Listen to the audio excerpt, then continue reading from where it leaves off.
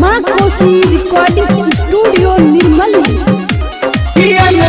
seat पर गई छोड़िया लवले तरन लिखिया गे सारा सीट पर जाई छपड़िक छाड़िया कोसी चन में छोड़ी है गे जाई छपड़िक छाड़िया कोसी चन में छोड़ी है गे सारा सीट पे गई छोड़िया लवले तरन लिखिया गे सारा सीट पे गई छोड़िया लवले तरन लिखिया गे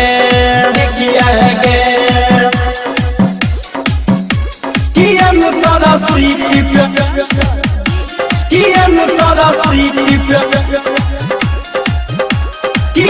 सारा सीट पे गई छोड़िया लवले तरन लिखिया गे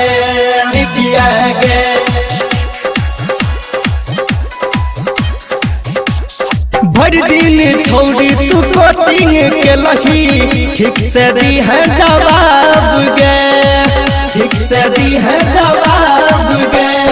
हाई फाई से छोड़ी काम में चलता बोर्ड में है तो विवाद गे रखी है अपना काम से मतलब दोसरा से झिटी है गे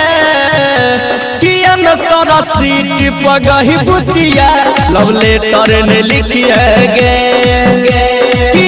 सारा सीट पर गई छोड़िया लवले तरन लिखिया गे सारा सीट पर गई छोड़िया लवले तरन लिखिया गे बुझली गे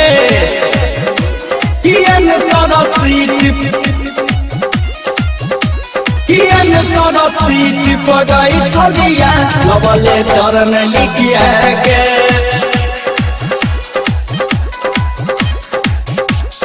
हमरा बुझाई छहु कहियो नहीं बनता